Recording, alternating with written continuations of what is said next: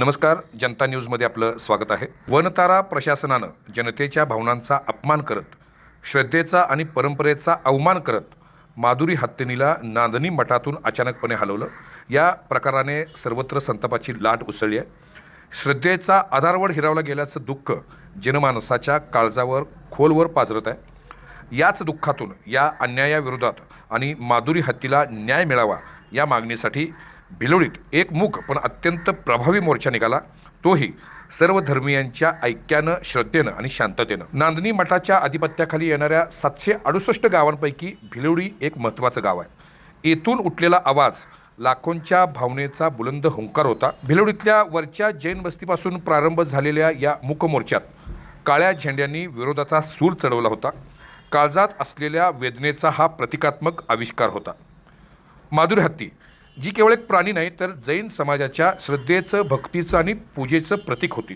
पंचकल्यांसारख्या भव्य धार्मिक विधीमध्ये सहभागी होणारी, लोकांच्या डोळ्यात देवत्वाचं तेज पेरणारी अशी माधुरी हत्ती लाखो भक्तांच्या भावजगताशी नाळ जोडून होती. म्हणूनच या मूकमोर्चात महिलांचा उत्स्फूर्त आणि भावनिक सहभाग विशेष लक्षवेधी होता.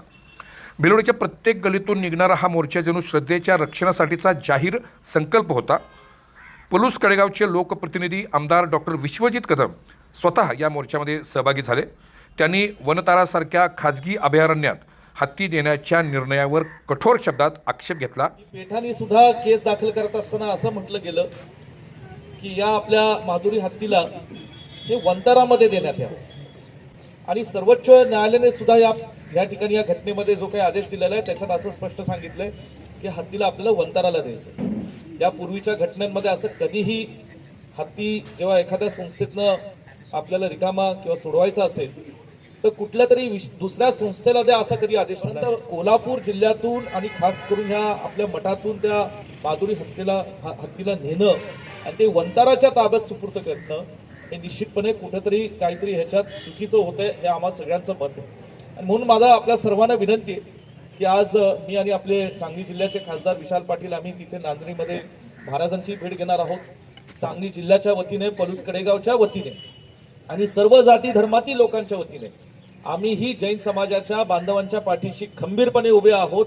आणि ज्या कोल्हापूरकरांच्या आणि तिथल्या मठाच्या आमच्या महाराजांच्या भावना आहेत त्या ठिकाणी त्यांची कदर करत हा आपला माधुरी हत्ती परत कोल्हापूरच्या मातीत आणि जैन समाजाच्या या मठामध्ये परत करावा ही भावना आम्ही व्यक्त करतो. ग्राम महसूल अधिकारी श्री सोमेश्वर जायभाय यांच्याकडे सर्व धर्मियांच्या वतीने एक सुसंस्कृत पण ठाम निवेदन सादर करण्यात आलं.